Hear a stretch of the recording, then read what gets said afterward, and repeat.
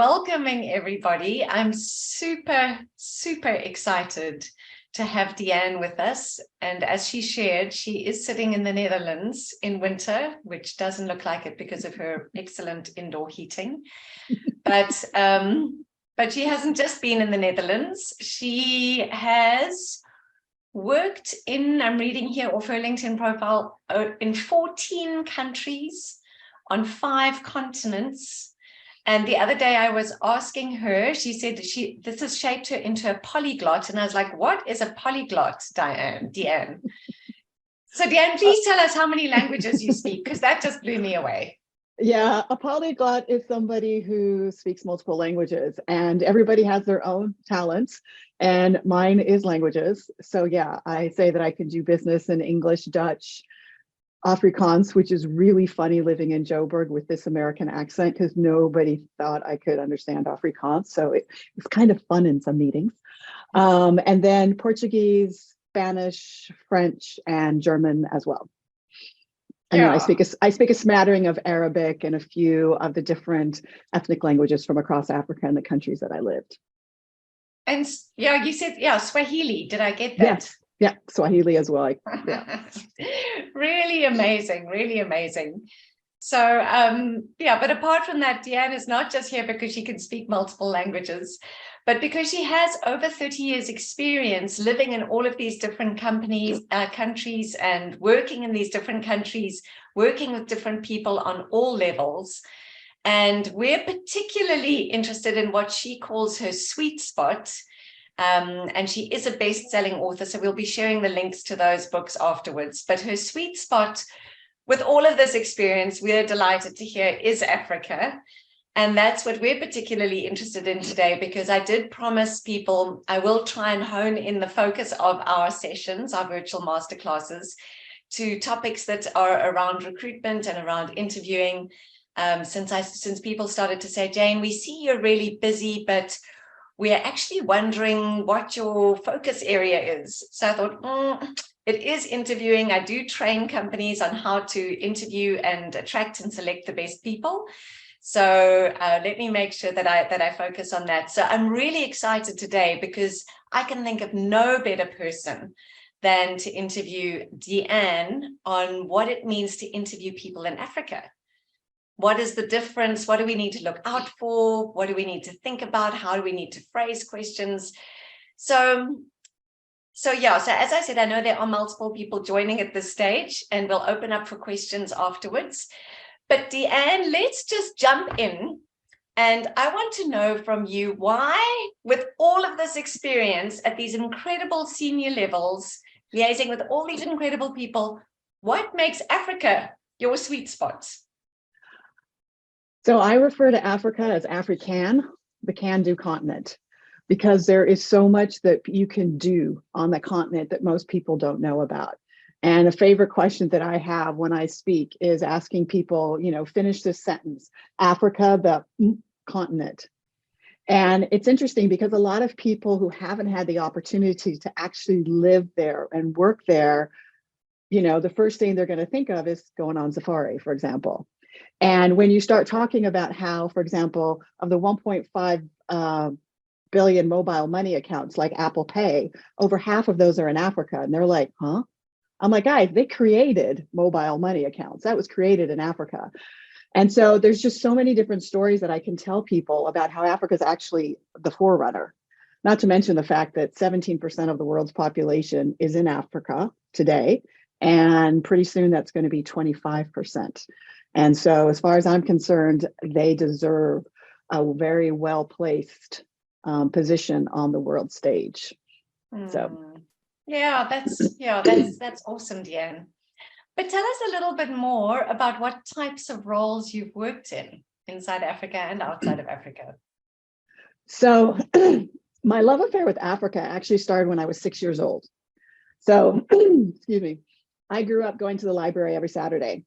And one Sunday at church, there was a missionary that shared about how challenging it is oftentimes for children in Africa to go to school. And so as a consequence, they, oftentimes didn't have opportunities to learn to read, and they didn't have libraries. And I was like, you're 6 years old. So you're like, what's your favorite question? Why? And so that night I told my parents with all the bravado of a 6-year-old, when I grow up, I'm going to Africa because I want to teach kids to read and write. And then of course you forget about it because there's so many things you want to do as a child. But literally, when 18 years later, I had an opportunity to go to Kenya.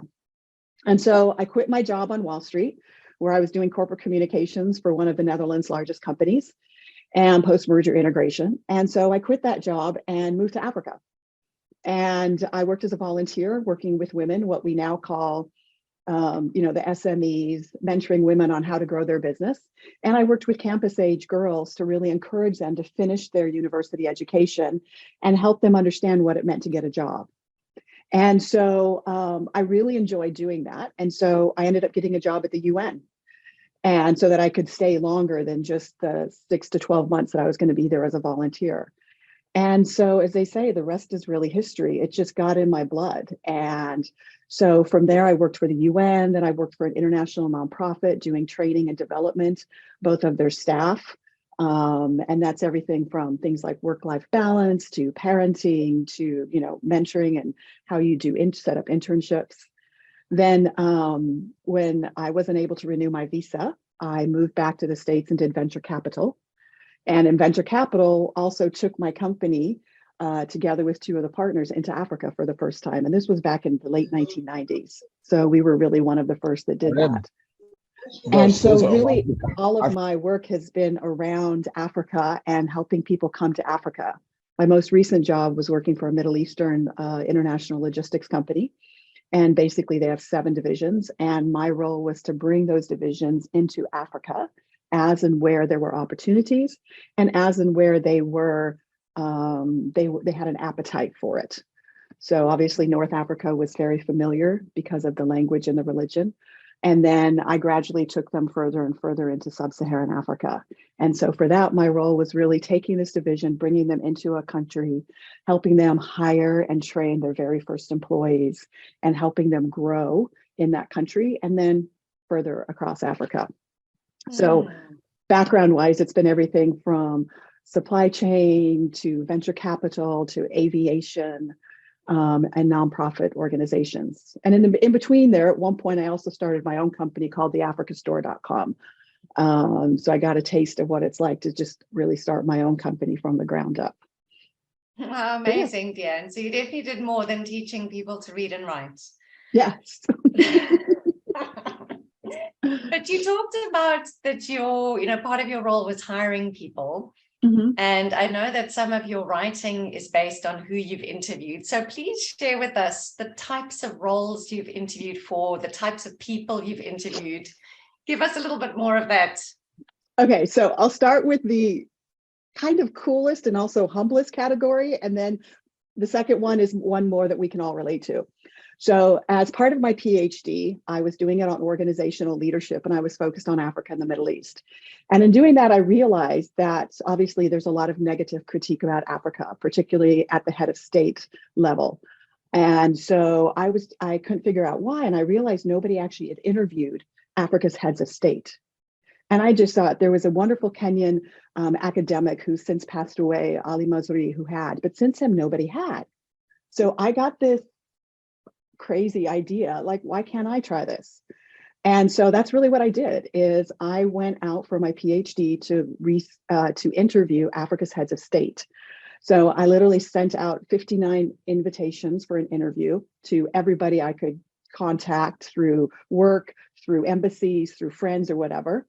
Followed up on all of them 2-3 times. Some via a friend. I got to the press secretary who said, sorry, the president only interviews with CNN and BBC. Okay, got that. And others, people, but it was just really persevering and finding different ways. Another one, a friend of mine was a family lawyer. And so he took my letter and came back the next day with, okay, you have the interview. And others, it literally took going back to the embassy, meeting them at conferences, multiple approaches to try and get that interview. So that's my funnest story. Oh, that's but amazing. On a more day-to-day basis, it was oftentimes I was going into the country as the first person on the ground. And so I had to figure out how and where I was going to find people. And, what do we normally do? We rely on our own personal networks. Hey, do you know somebody? You also ask your personal networks, do you know recruiting companies? Do you know staffing companies? These days we have it a bit easier because we can go into LinkedIn and do searches that way. And so really what it is a multi-pronged approach to identify the type of people that I needed. And then while doing that, also working with the respective division and making sure that their job descriptions are appropriate for Africa. And what I mean by that is, for example, in Uganda, we were working on facilities maintenance for oil and gas. They have an extremely high QHSE, quality, health, safety, and environment regulation. Now, Uganda doesn't have a lot of that international certification that everybody can have in the Netherlands or the UK. So we had to find ways that we could write job descriptions that people had maybe work experience, a number of years work experience, instead of a certain degree or certification. I love that you say that, Deanne, and I think there's so much in what you just shared that I think all of us would want to know more about. But just pausing a little bit on those job descriptions, I think, I think most recruiters, whether internal or external, will agree that the most frustrating thing is recruiting for someone who either doesn't exist, or where the hiring manager or the decision maker has a different picture in their mind about who will be right for that role than what is described on paper, either on the description or in the ad or in the profile. So tell us a little bit more about that and how what works in an African context when it comes to I did something really fun. We were having these challenges and it started at the board level with the C-suite. And so basically what myself and some of my colleagues did is we had a meeting with the board and we asked them, say, okay, what are some of the characteristics, the qualities, the skills, the talents that you want this person to have? You know, we were looking at a country manager for a particular country. And of course, they had like 30 different things. So we wrote them all on Post-its, had two sets of Post-its. Then we pulled out of the back room 2 James Bond cutouts. And we split the C-suite in half. And we said, okay, you have 2 minutes to decide, I think it was, which 10 of these characteristics are most key, because we all agreed that there is nobody that can embody all 25 or whatever characteristics they thought. And then we put them on opposite ends of their room with the little Post-its next to it, and we let them go at it. And it was fascinating for us just to watch because, you know, of course, the CFO is like, no, he has to have financial skills. And the marketing officer is like, yeah, no, he needs to have sales. And so, but it was a really good, fun, and non-invasive way to help them understand the challenges of hiring somebody, because you can't have all of that. Now, we still had to go back and do the work then to, you know, amend the job descriptions and that kind of idea. But what that did is that helped them it framed their mindset of, oh yeah, okay, we can't get the perfect person. And so that's just a fun way to go about doing it. And you could really do that in your departments. You could do that with your C-suite. You could even do that in HR amongst your HR team. Just to have a little bit of fun in it and people to be like, oh yeah, that's right. Of course, you're the CFO, so you're going to focus on this. You're the legal guy, you're going to focus on that. So that's one thing that we've done that, I mean, it's just fun. And of course, when you make work fun, people love to learn. So exactly. Yeah, I love what you say about that you made it fun, you made it non-invasive, because I think in what I've experienced in my workshops is either recruiters or even hiring managers sometimes saying, sure, we know that this person doesn't exist. We know, as you say, there's no one person who has all 25 qualities. There's no perfect person out there. But sometimes people don't have the courage to say, you know what, this is not going to work. Or they're afraid that if they say it, this is going to ruin the relationship. Yeah. I really like your creative way of saying, let's find something fun, let's find something non-invasive, and maybe that would look slightly different depending on the person's role. But I think the spirit of it is so positive, because who doesn't come away from that feeling like, oh, that was just fun and it made a lot of sense? Yeah, exactly. I love that, I love it. Yeah. Well, and sometimes, for example, I was working for a company out of Kuwait. And so there was also a question of helping them understand the realities on the ground. So, for example, we were looking for a country finance manager, and the CFO came in from Dubai to help with the interviews and everything like that. And we hired somebody that they all agreed was the best candidate. But then they all of us, when this person started, they realized that this person had never done Excel, had never used Excel.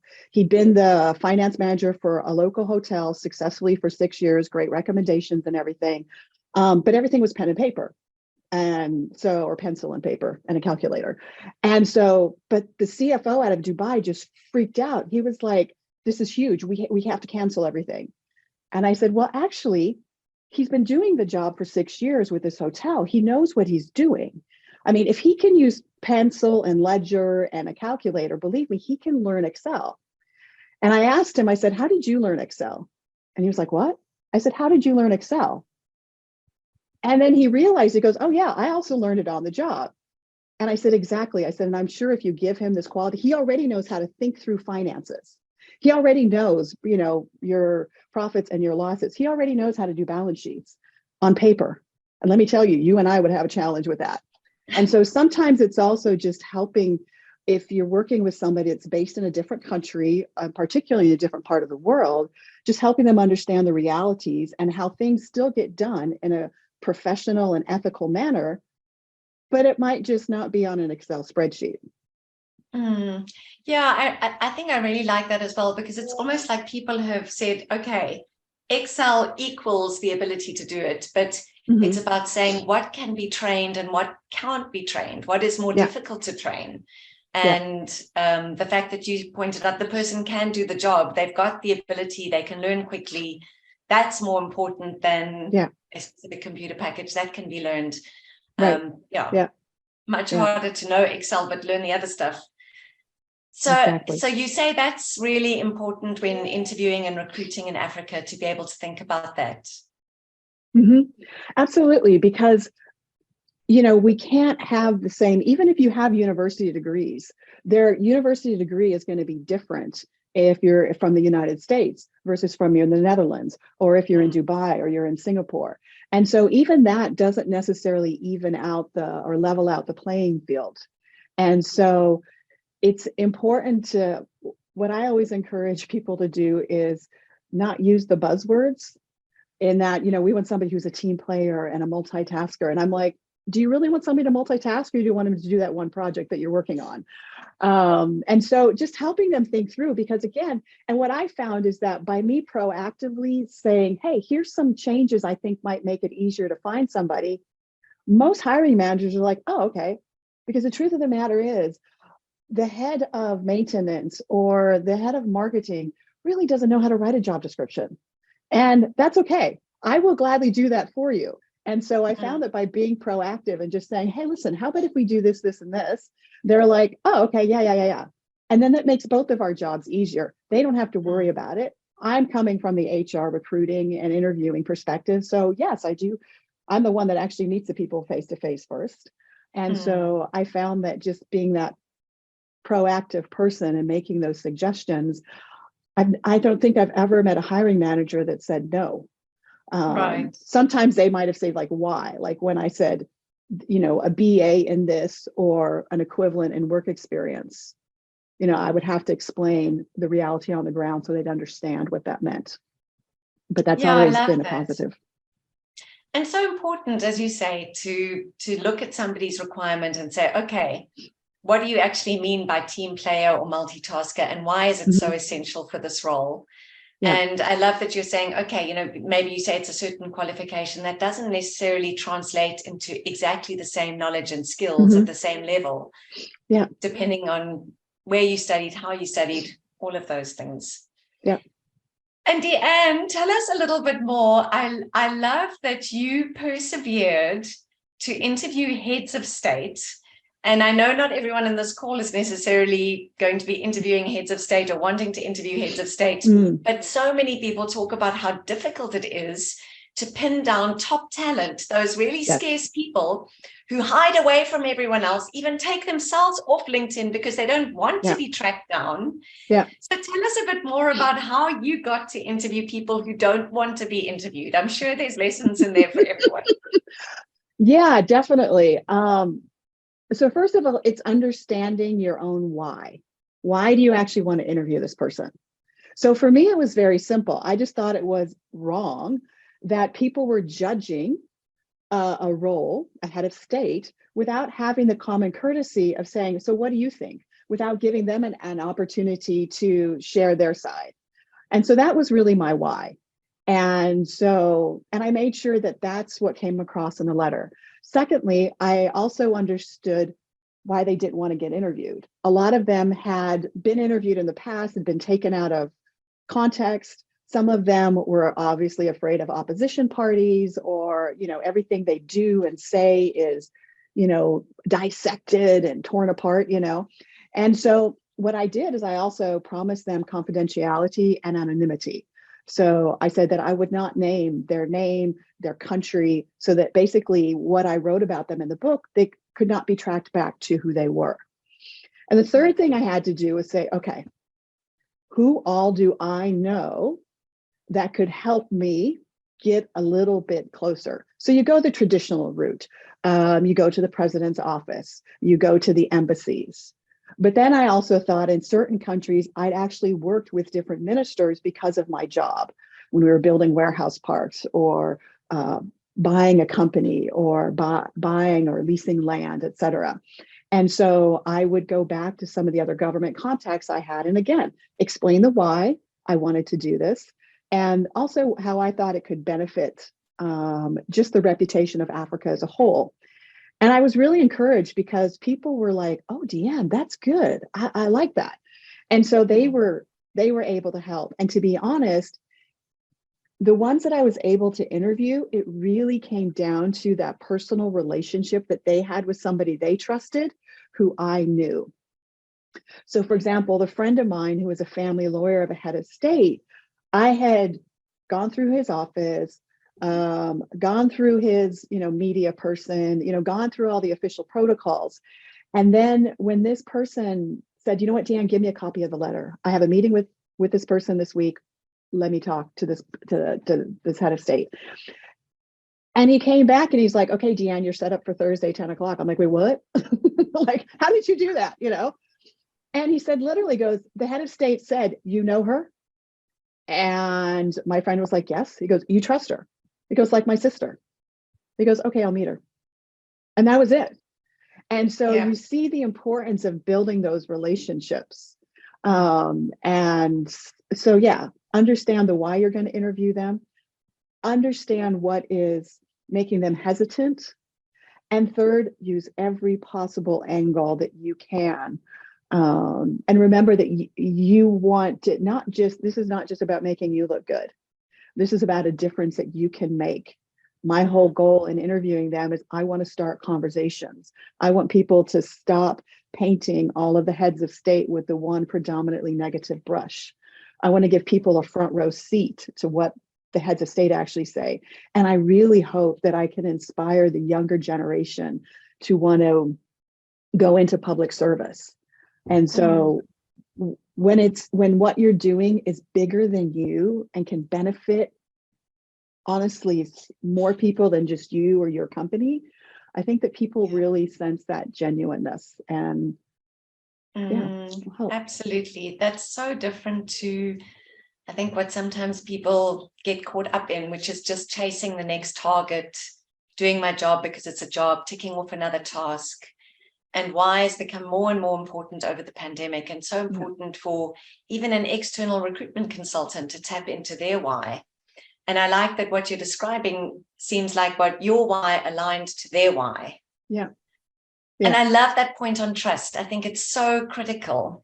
And I love your example and how it really shows that if they trust somebody and that person trusts you, it's quick. Yeah. It's even like that book, The Speed of Trust. I don't know if anyone's read it, but that Stephen Covey, the son, he wrote that book, The Speed of Trust, and it really does speed things. Yeah. Yeah. So Deanne, what are some of the most important to-dos when you're interviewing in Africa? From your experience and your opinion, what would you say people really need to think about or do? Well, the first thing I always tell people is you got to make sure you're on the ground. And that's because a lot of the companies I've worked are companies that are coming into Africa. And you can't think that you're going to hire people from outside the continent. You've got to be there on the ground. And that allows you to understand the business environment. It also allows you to understand the intricacies because people, I mean, one of my favorite books that I always have on my desk is called, it's a children's book, and it's Africa is Not a Country. And it's great because people will pick it up and go, it's not. And so that's the first step. And of course, everybody on this call, we all know Africa is not a country, but unfortunately, a lot of the people in the world don't. And so by doing that, you're like, yeah, it's not. They're like, oh. And so, you know, if I'm talking with an American company, it's like, listen, a Texan and a New Yorker are completely different than somebody from Los Angeles, you know, from California. You know, if I'm talking to somebody in the Netherlands, it's like, listen, you can't just take a Dutchman and plop them in the Netherlands. You can't take a Ghanaian and plop them in Nigeria or vice versa, you know? And so it's really being on that ground, on the ground and help and understanding all those nuances of culture, of languages, et cetera. The second thing being on the ground does is it allows you to understand the rules and regulations and what you can and cannot do and can and cannot ask. So that's one, just being on the ground. Secondly, is amending your job description so that they're real. The realer, the more, and by the way, that equals short. You don't have to fit everything in a job description. I always say if it can't fit on one A4, it's too long. You don't need, you know, to list every single characteristic of a person. So it's that. And then, you know, it's really going about and finding who and how you're going to find these people. And to me, I'll use multiple agencies. And I use multiple agencies not because I don't want to sign an agreement with them, because I know agencies will work based on a commission that they get. But I tell them honestly, I'm new to the country and I don't know you. So it would be unwise of me to just sign with one. So I will sign with two. I also think that that gives a healthy competition. And sometimes depending on the specificity of my role, if I'm looking for an engineer, a construction engineer, not every recruitment agency is going to have that specific role. So that also is going to dictate who I work with. So once you understand the culture, you've got a great job description in place, you know how you're hiring them. Some countries, by the way, you actually have to put it in newspapers. So, you know, those are all the things that you're going to learn when you're on the ground. Then it's actually inviting people in. And so when I invite people in, one of the things that I'm always looking for is how they treat my receptionist, because I will not hire anybody who's rude to my receptionist. Because everybody in my book is equal. Doesn't matter if you're the janitor or you're the CEO, everybody deserves a good morning, how are you, Merry Christmas, or, you know, whatever the holiday needs to be. And then secondly, there's a typical, you want to make sure people are on time, that they've reconfirmed the interview, that they've done some research, et cetera. And then, you know, for me, I like to ask, my favorite question to ask in interviews is like, so what do you want to learn? And most people honestly are kind of unprepared for that because they're ready to tell you everything they know. Right. And I understand that I'm hiring somebody that does not know everything. For example, they don't know my company. They don't know my company's culture, that kind of idea. So I always say, what do you want to learn? And that tells me a lot about people because we all need to learn. I'm learning every day, and there's no shame to that. But sometimes we grow up in cultures that feel like I have to know everything. I have to convince people I'm perfect. And so I would say, besides all the typical, tell me about your biggest mistake. How did you overcome it? What is something you're proud of? There's a lot of standard questions, but my personal favorite is, so what are you looking to learn in this job? So I'll stop there for now. No, I love that, Deanne. And I think when we were speaking the other day, we were also speaking about the different pieces of legislation in different countries. So, for example, in South Africa, you can't say to somebody, so, are you pregnant? Or so, but what are some of the unusual questions you come across that are okay to ask in the rest of Africa or even expected? Yeah, I mean, it's completely normal if you ask, are you pregnant? Or are you planning to get pregnant or whatever? And, coming from Europe and the United States, those are all like taboo. You can't ask if they're married. You really can't ask any of that. Um, Another one that's always interesting is when you talk about expectations for timekeeping. And one of the ways that I found is that in certain countries, I'll ask people, I said, so how do you get to work? How are you planning to get to work? Because I know that in a lot of countries, you're stuck with public transport. And it's very different. Men, for example, can walk easier in many countries than women, which means it's going to be more expensive for women to get to work. How are you handling that? And so by being aware of the circumstances, you also know legislation. I found actually the harder part about legislation is helping my expat managers or my expat hiring team, maybe back in the home office, understanding what they can and cannot ask. Insurance.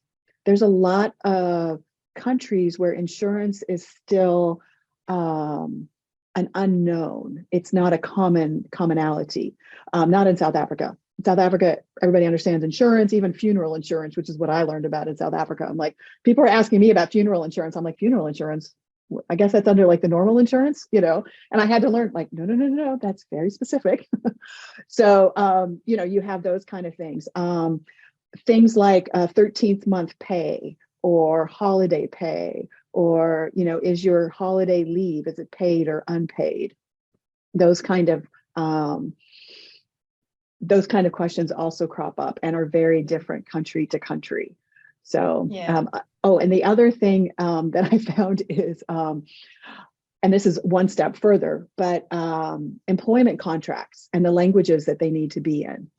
So oftentimes working for foreign companies are like, yeah, it's in English. It's like, yeah, no, it needs to be in Maputo, it has to be in Portuguese. If you want to sign an English one, they don't care. They want to see it in Portuguese. And trying to get my head office to understand that, they're like, well, we can do a bilingual one. And that's actually what we ended up doing. So the contract is like 20 pages long, only because they didn't trust just a Portuguese language one. And so we came up with the English and Portuguese side by side.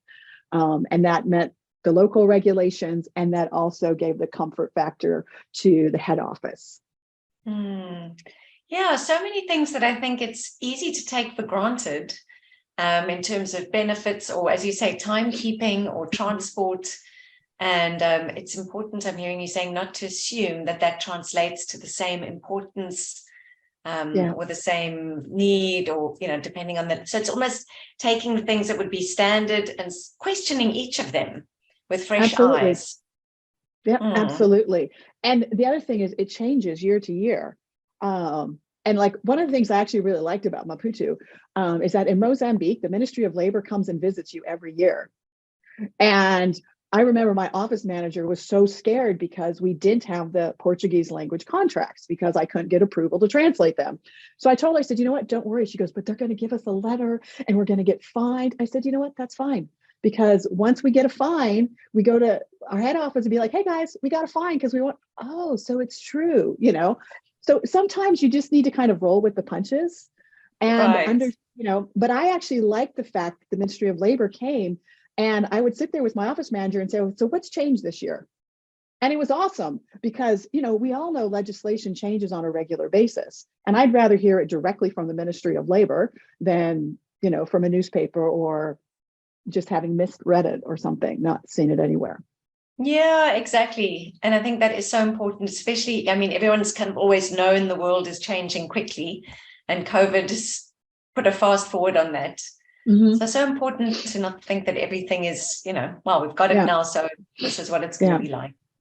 Well, the other thing go for it. No, I was going to say there's one other thing that stands out about Africa, and that is that a lot of countries, obviously their constitutions date from the colonial days. And many have, some have completely updated them, some have updated parts of them. But one of the things that I found is that in some countries, you have what's common practice versus the law. And what that means is that the Constitution or the labor law is so outdated that people have just basically changed it. And so you need to be aware of that. And so using a local law firm, and it may be one that is associated in our case with, like when I was in Mozambique, I worked with one that was associated with Portugal so that it met the international requirements of my company, or, that kind of idea. But they also can help you understand which laws are just good practice, but are still outdated in the Constitution, because that's really important to know and to help your legal department understand, because that understandably makes them uneasy when the Constitution says A, but common practice is B. And that happens a lot in, for example, leave, maternity leave, in vacation days, in compensation, in retirement age. One of the things with life expectancy growing across the continent is that retirement age for many countries is still like 56, 55. But people are now living to 80, 85, 90. The life expectancy is growing. And so in many countries, they're allowing people to work past that age, but constitutionally, they're still not supposed to. So, how do you get about that? So that's something to, as you expand across the continent, to literally ask your local firm, say, okay, so what are some good best practices that are being done regarding recruiting and employment contracts that may not yet have been updated in the Constitution? Yeah, such a good point. I mean, that really impacts on who you attract, how you attract them, how you retain people, how you show up, whether you're showing up as an expert or someone who is obviously not knowing what's happening on the ground. Yeah, that's really helpful, Deanne. Love that. Yeah. And speaking of, things changing and Africa releasing itself from colonization, I know in your books you've mentioned some amazing African proverbs. Please share a couple of your favorite ones and what they mean for you. Yeah, I mean, there's so much wisdom in the Proverbs. I mean, one of my books, I literally start every chapter with the proverb because there's so much wisdom in it. And it's wisdom that's been there for ages. Like there's an Amharic one that says, there's no better witnesses than your own eyes. And that is true for everything, whether it's, if you're buying a mango, it's much better to see it with your own eyes to know whether it's ripe, or whether it's hiring somebody, or whether it's starting, expanding to a different country, getting there on the ground. Another one I love is from the Wolof in Senegal, and it talks about how the chameleon changes colors to match the earth. Okay, the earth does not change colors to match a chameleon. And I loved it when I lived in SA and we would go to Agrabis because I saw tons of lizards and chameleons there. And, again, it points to the fact that myself as a guest on the continent, I need to change based on what is done there.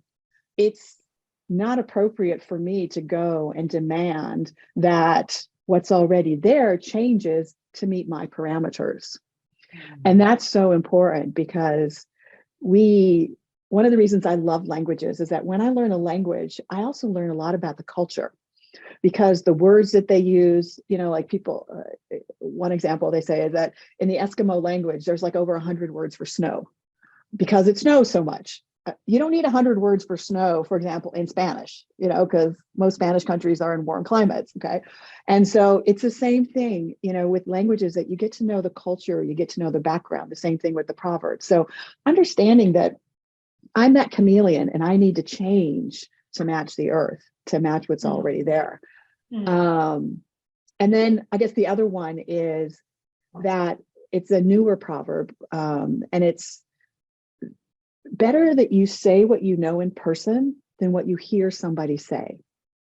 And in today's world, we're so quick to judge people. We're so quick to have an opinion of something, the whole thing about false news and, all that fake news stuff. And so I really, again, I love the wisdom of the newer that are like, have you seen it? Have you heard it? Okay, then go ahead and repeat it. But if you haven't, it's like the famous African proverb, it takes a village to raise a child. You know what? It may very well be African, but I tell people there is no such thing as an African proverb. It needs to be newer or Wolof or Kikuyu or Shona, And so, yeah, so to the newer, it's better you say what you know in person than what you've heard somebody say. Mm. Yeah, and I love your point again, Deanne, that Africa is not a country, that, Mhm. it's not just an African proverb, and now that applies to the whole of Africa. Yeah. Yeah. That it's really about understanding each culture, understanding each language, going in with fresh eyes, non-judgmental eyes. I'm here to understand, and that's the way we'll build trust. Yeah. And that's the way I think we will, be able to do some incredible things aligned to our why, just as Yeah. you've done some incredible work aligned to your why.